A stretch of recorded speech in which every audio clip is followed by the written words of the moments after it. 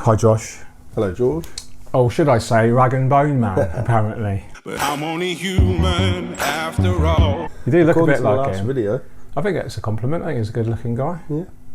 Is that people commenting on the last video? They said Yeah, they did. There was one of the most liked comments. Is it? Yeah. Let us know if you think Josh looks like rag and bone man. Yeah, he's a talented guy. He won a couple of Brits, I think. Yeah, he has. Yeah, he's There's tattoos as well, like you. similar. I just haven't got the face tattoos. I think he looks more like you than you look like him. Yeah. Last time we talked about this tank was 4 months ago. Yeah. 120 days to the layperson. Yeah. And it's probably arguably looking even better. Thanks, mate. It's got more of a coherent theme, I would suggest. I like the Anubius that kind of. Yeah. They've got a couple of sort of rarer species. What's this one? Anubius jade. Nice. Got like quite a unique light green colour. Yeah, not quite as washed out as the Pinto. Yeah, it's more of a constant colour through the leaf. And regular. What's this one? That's petite. Petite, but it's kind of like veiny. Yeah. It's like a bit of a nutrient deficiency, but I quite like it. I've got that in my cichlid tank.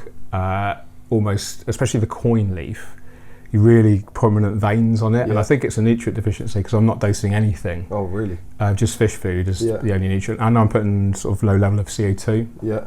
And the lighting is not strong, but enough to obviously get the plants to grow. So I might start dosing like Tropica Premium because it hasn't got the nitrates and phosphates, and see if that makes the leaves a bit more green. And this is the Hydrocotyl Tripartita Mini. Yeah. And it's obviously very, very kind of bright green at the moment. It probably looks quite white in the video, but beautiful kind of compact growth. So a smaller leaf than the regular. It's started taking itself up out of the tank as well. Yeah, I love that. I love that kind of above and below water thing. In fact, I'm right at the perfect level here to see that. Yeah. Isn't it like, I don't know, it's like a real privilege, isn't it, to see underwater life in our kind of living spaces. I think it's like one of the ultimate luxuries, I guess, to see this. Amazing. What other changes have there been? So 4 months ago we had a Chihiros WRGB2 Pro on top. Was that just spanning the one that rested on the tank? Yeah. Okay. And we've replaced it with this. It's kind of it's very sun. bright. Yeah, it is pretty much the sun. It's just a budget light off Amazon. Oh really? What's the brand? Lumini. Illuminati. Illuminati. We won't get into That sort of video, mate. Yeah. It's an Asta 120 and it's 85 watt lamp. Whoa, that's quite a lot of power. Yeah. Do you say quite cheap? 80 quid, did you say? Under. That's $100. That's cheap. That's cheap, Seriously cheap. Yeah. It's adjustable and you can buy a Bluetooth adapter, but I haven't bought it. I've just left it on the got top. dials on the top to adjust. No, it's on a little button underneath. Oh, okay. Yeah. I'll have a look at that later. What else have we done since? Upgraded the filter from a 350 thermo to a 600 thermo. Okay, yeah.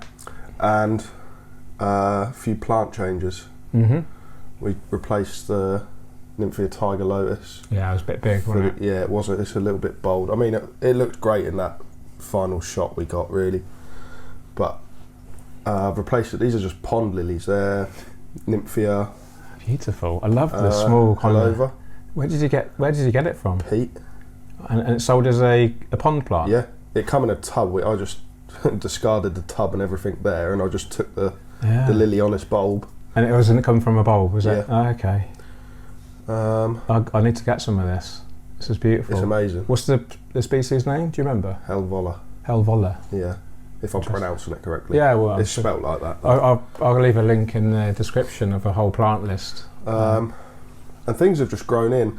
I had to sort of pull out quite a lot of the ferns, the bulbitis, to get the dead out. Yeah. I've sort of pulled it out to take all the dead out because you can't really get to the base. No, the rhizome. Exactly. Yeah. So this looks in good condition. Yeah, it's looking lovely. Yeah. I love it once it's fully adapted to its underwater form. It kind of goes. It's like a bit transparent. It's a bit translucent, isn't it? Yeah, and I really like that. It's just really unique, and I love the kind of the serrated lily when it's like an immersed out of water form, immersed. It's really serrated, and gradually it goes more rounded. Yeah. And I really like that transition. It's really lovely. Got sort of this lily. It's so cute. They're kind of all the changes I have done. Though. Yeah. It looks a lot different now, I'd say. And how long's, for those that haven't seen the first video, I will obviously leave a link to that, but how long's the whole tank been set up now? 14 months. Okay, and did you buy it from new? The tank system itself? No, it's second hand. Okay. So it's a probably, good nick, isn't it? Yeah, it's probably 5 years old, the tank. It Sorry, was mate, Pete's. No, you're all right, mate. There's a piece here, I won't mind I love getting touching water. Can you get this? Yeah, sure. Put it on there, just for prosperity. That'll dry out by the end of the video. Definitely. Livestock the same? Yeah, we've got Ember Tetras, some Galaxy Rice Borer. I saw them around the front area. Yeah. They've hidden away now. Probably scared them off a bit. We've still got my Episto. Here he comes. He's a bad boy. Yeah. I think the title was the world's biggest Episto or something on the last one, and I actually cheekily enlarged him a little bit in Photoshop for the thumbnail. But he is very big. Yeah. Lots of cherry shrimp which are breeding. That's good, and that's a sign that you've got lots of cover because the Episto will be hunting them down. Yeah. Struggling with the Hygrophila, is there any reason for that, do you think? We had a feeder? bit of a disaster. Okay. My filter started leaking a little bit, so I had to go off for a couple of days. Okay. I don't know if the temperature or lack of CO2. Yeah, or mixture of everything, probably. So I have hacked it right back. Yeah. I find it I actually find it quite a demanding plant when it's grown as an epiphyte. Yeah. Because I think it has a really big root structure, and it's obviously designed, evolved to grow with the roots in nutrient-rich soil. So if you do use it as an epiphyte, which is a plant that attaches to something else, then I think it probably demands more nutrients than maybe some of the other species you've got in here. But it's always a balance in that, isn't it? So if you're giving that enough nutrients for it to get to optimum health, you probably may have too many nutrients for some of the other plants. Anubias. Yeah, and you might start getting green spot algae or some other forms of algae. If it doesn't do too well, I'll replace it. Yeah. It's all just been a bit trial and error. You know? That's the fun, isn't it? I've added a few new plants, which I'm enjoying. Yeah. The moss has sort of started taking over a bit, which I keep scrubbing it back with a wire brush just to get it off the hardscape, because I don't want to lose the hardscape completely. No, it's nice to see some of it. It's beautiful hardscape. Can I give you some of my feedback? If it was I just thin this out a lot more. I'd done that before. Yeah. And I took the tops off, and it just went to root, and it wouldn't come back. Oh, so you're a bit reluctant to do that. Yeah, I am a little bit. Okay. There isn't a lot of it looks dense, but it's mainly roots underneath the top layer of leaves. Okay. So I mean, when I done my last maintenance session, this was all down here. Okay. So I have cut it right back. It was looking a lot better, than it was. I'll tell you what I do love, is the rich green of this moss here. Yeah. And then the hydrocotyl contrasting with that. In fact, this view here that I can see with the lily leaf and from underneath, and then the green of the moss, and then that's a perfect trifecta of plants, textures, colours, all perfectly kind of interwoven. Have you got some Windelov as well, microsome Windelov? There is a few. It's a little bit here. Yeah, just get rid of this nasty leaf for you. Go with that one there. There you go, mate. Free maintenance. I'm dripping water everywhere, by the way. That's not me. You have to tell that to my missus. Is it? Yeah. Does she support your hobby? Yeah, she enjoys it. And you've got a little daughter as well? Yeah. What's her name? Edie. Edie, does she like the tank? Yeah, she loves it. Really does love it. That's awesome.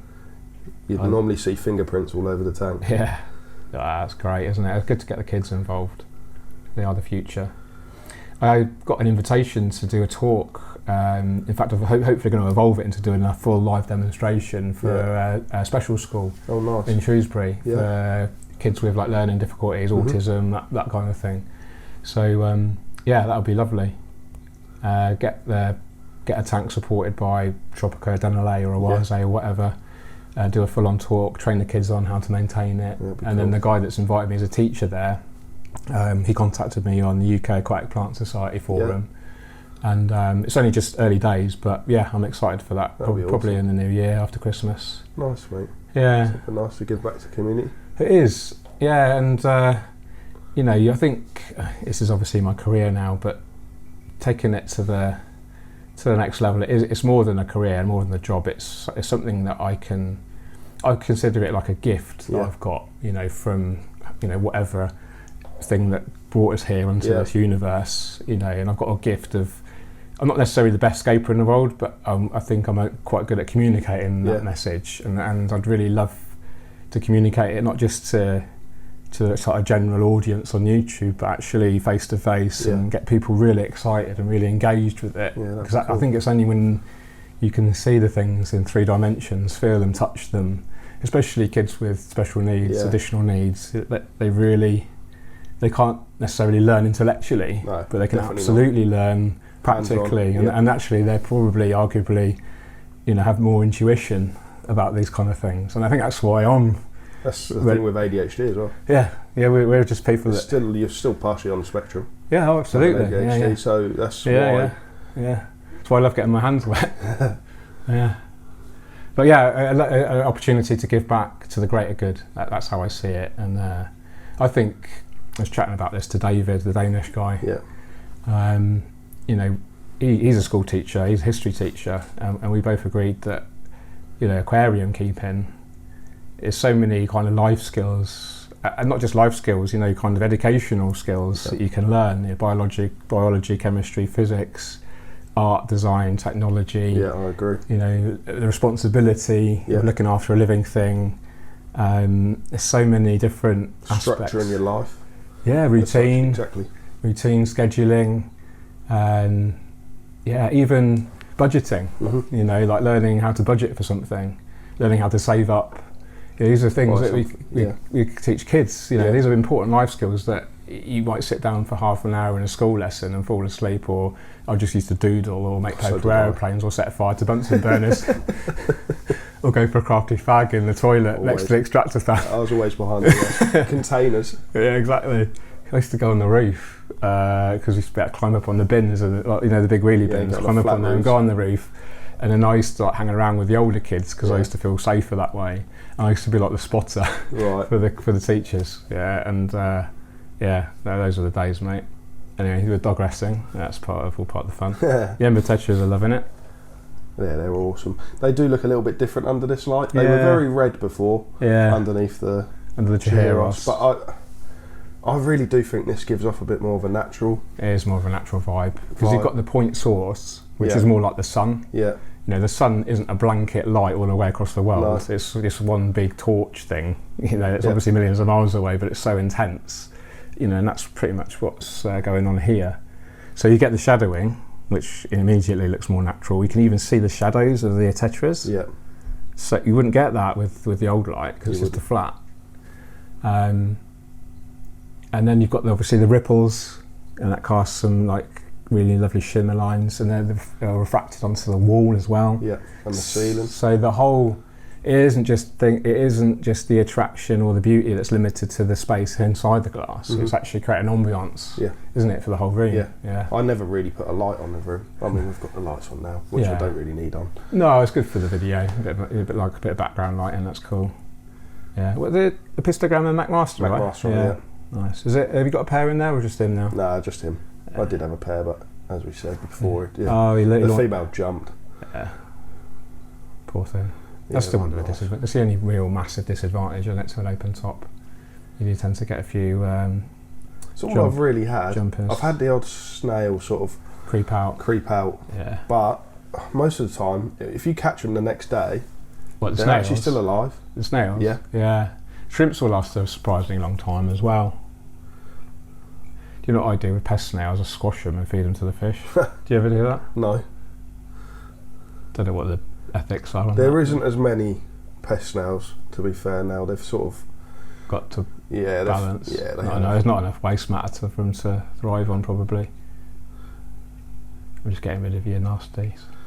I'm just messing around with Escape now because I like seeing this waving in the breeze. Yeah, there's always a few pieces come over this way. Yeah. Is this the Tropica Crispatula, or is it another brand? No, it's Tropica. Yeah, from the 1-2 grey, or no, from a pot. Yeah, okay. Because there was only 2 pots though. Some of them go because there's quite different varieties of the Crispatula balansae. Some get quite wide, Some go like brown with a red stem down the set. Yeah, there was a few brown leaves in there actually. They've sort of gone, since I've changed the light. I think the lighting makes a huge difference, not just for the rendition, but actually it changes the chlorophyll, like, different concentrations of chlorophyll can change the whole kind of pigmentation, I guess.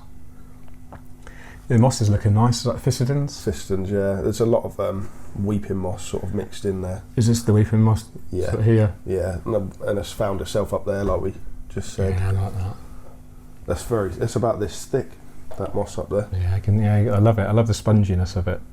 Doink, doink, doink. Yeah, there's something about moss, isn't there?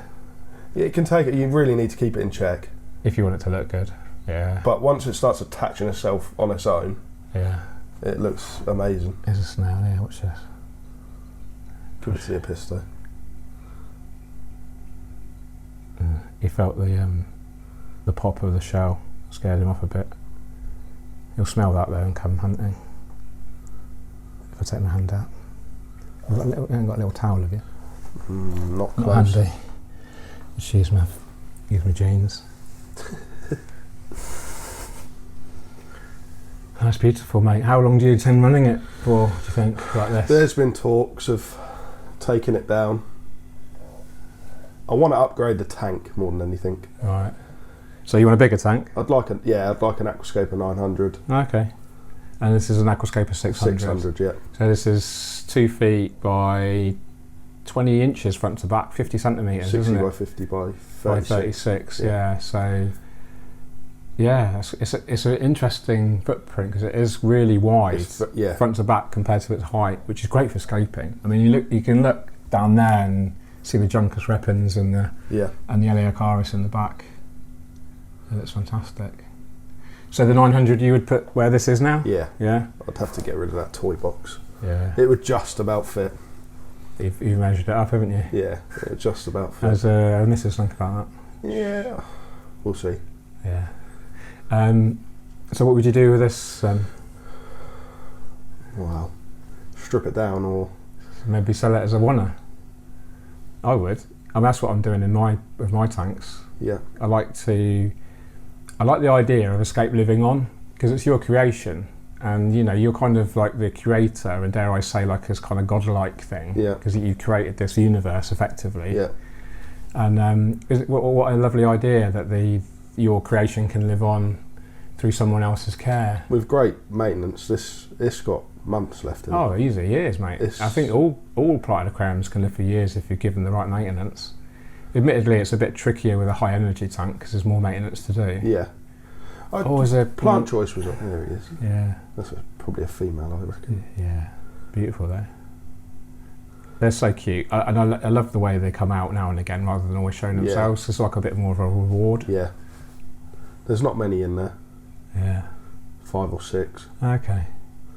So yeah, I personally consider selling it. I mean, I price it all up. Price it all up as if everything's new. Chop that cost in half, and then add on, some financial kind of compensation for the amount of energy and time you put into it. Yeah. And then come up with a ballpark figure. I don't know. I'd say a couple of grand, 1,500, 1,500, 2,000 pounds. And then it's small enough to fit in someone's car. Yeah. A 60 centimetre tank, you can drain it down to centimetre at the bottom. Bag the livestock up. Yeah, bag the livestock. Probably even keep some of the shrimp in there if you can't catch them, or they'll be fine.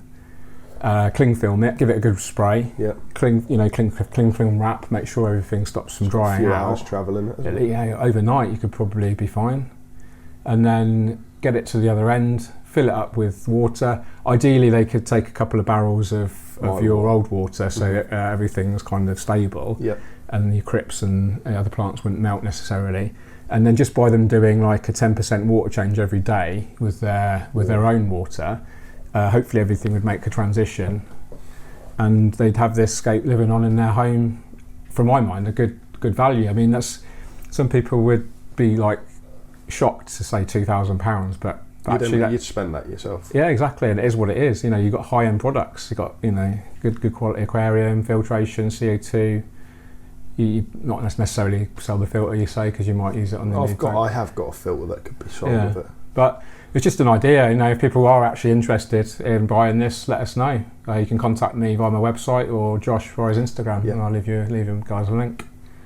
I don't want this to be an advert, but I think it's going back to the servicing. You know, service and the idea of escape living on. I think it's really kind of in a weird way quite romantic, and people are willing to pay, you know, compensate you for the time, energy, and obviously the actual product itself, rather than just the creation. So yeah, well, it'd be good. And then because if you're not sure if you want to upgrade, depending on the reaction, see what feelers I get, and you know how you feel about people offering you something, you really know intuitively how you feel about it, and then you can make a decision based on that. I think it's far too beautiful to be stripping down. That's my tough thing with it now. Obviously, we spoke about being attached to stuff. I'm not attached to the tank. You know, I love what I've created and what the fish have got in here. You know. Yeah. But what is it you're attached to? I don't really know, to be honest. Is it the memories? The time that it was done was shortly after my wedding. So there's an attachment to the memory of it. Yeah. As well as the actual thing. It's just done a lot for me over the last 14 months. Yeah. I spent literally every week maintaining it. I've not missed maintenance. No, I can see that. I actually haven't missed maintenance. No. Yeah, that's the thing that prevents a lot of people, the general public, from investing so much in a high-tech planted tank, because it is relatively high maintenance. But I don't think of it as, if you start to view maintenance as a chore, then you're in the wrong hobby for high-tech planted tanks. Mm-hmm. Yeah, it's and then people start to look for shortcuts, like use chemicals. Yep. And actually, there is no real hacks to achieving success. It's actually work. Hard work. But the hard work that's the hard work makes it the joy. If you enjoy the hard work, you know, it's like people get addicted. You know, I love, you know, working out, going to the gym, focusing on nutrition. That's hard work for a lot of people. But when you do it enough, you see the great results. Yeah, you start enjoying it, and you enjoy the process more than the outcome. So that's the thing with this. It's just been forever evolving. Yeah. The hardscapes never changed. No.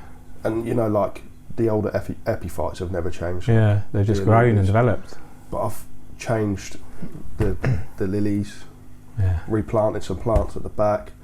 I had a bit of a mare with it the last month though. I ended up with a filter and I'm going to admit it, 3 sets of these in the last 4 weeks. Oh mate, that's clumsy. But it was you're saying the hose was awful. The hoses are they've gone a bit tough. Brittle. Yeah. So it's really tough to remove it. Yeah. The filter started leaking from an attachment. Yeah.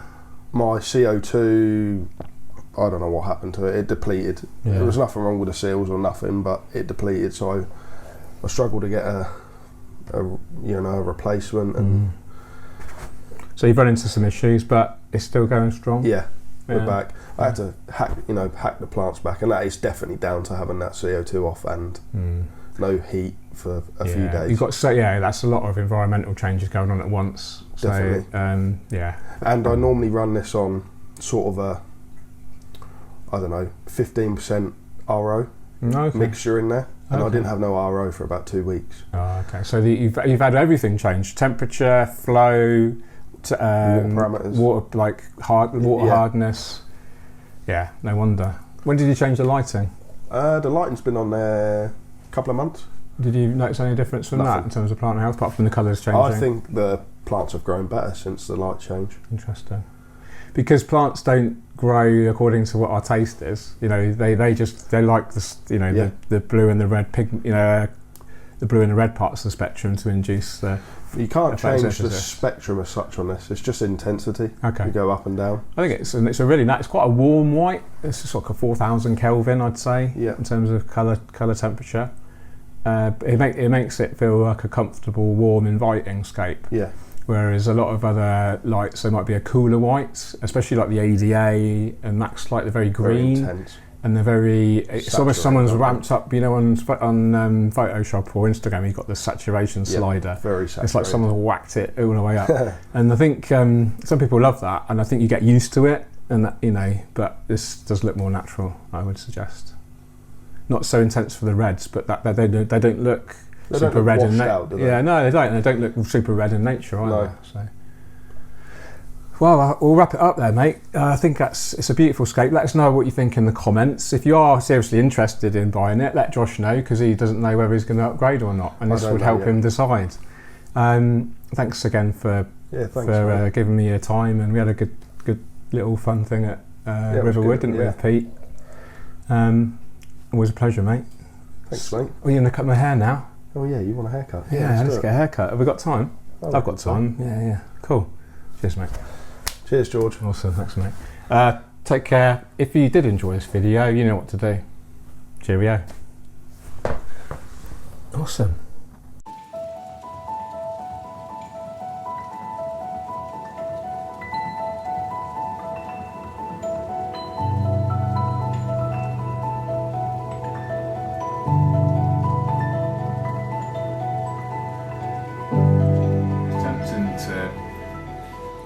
Inverted commas improve things, and in most people's mind improving is bigger and better, but there's something to be said for being like enjoying the present thing as it is, because you just get in that hedonistic treadmill about, you know, I feel more satisfied when I've got something bigger and better. If you ask yourself, you know, what is it that actually that bigger and better thing is giving me? And if it is like I want a bigger canvas so I can express myself more creatively, then that's cool. If it's I want to show off on Instagram that I've got a bigger and better tank, then that's not. Those just screams of insecurity. It screams of, you know, in order to feel validated, I need something bigger and better, and to show that, you know, I've got status and wealth, or you know, whatever it is. But that's the trap of things like Instagram, because I just feel like it's just a comparison machine. Of course it is, and it's actually causing teenagers to be really sad, which is really sad. So I'm glad to be off Instagram, mate. To be fair, I don't really use it. I use it to publish my work. Yeah, I mean, I appreciate people sharing my stuff to promote the big. It's not, and the thing is, it's not to promote me. I don't want to be promoted. I want aquascaping to be promoted, and I'm just a vehicle for aquascaping. Yeah. So aquascaping goes through me, not from me. Yeah. Does that make sense? Yeah, definitely. Yeah. That's why I want to do like special school stuff. You know, and that place I was with today, I mean, the room I was in looked like a prison cell, with white walls, like bare minimum furniture. I said to the guy, I said, you need some like full on like nice nature photos in here. I can help you out, you know. Get an aquarium in the waiting room. Yeah. It's not hard. I wouldn't charge, you know, it wouldn't be for profit. You'd do it non for profit, you know what I mean? Yeah. The bigger picture is making people feel better. Some people don't quite understand this, though, aquascaping. And what it does no, they don't. They're not connected with it.